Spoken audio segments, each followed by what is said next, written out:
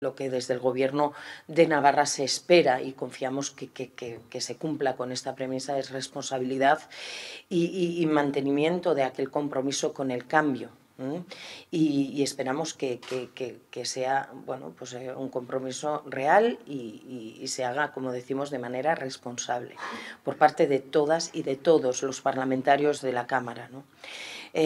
Bueno, seguiremos viendo cuál es el progreso de la situación,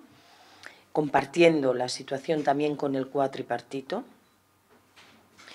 y valorando cuáles serían los posibles escenarios, ¿no?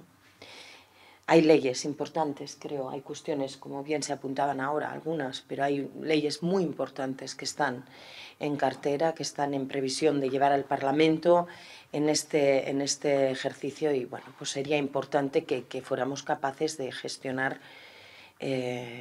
lo mejor posible, siempre eso, con la premisa de cumplir con aquel compromiso adoptado por todas y todos para con el cambio. Una decisión que es la que adopta Ourain-Bay, que tiene unas consecuencias, que lo hemos dicho también en otros momentos, no sé si medidas o no, calculadas o no por esos parlamentarios y esas parlamentarias, y que son las consecuencias que se van a valorar con el cuatripartito, como digo.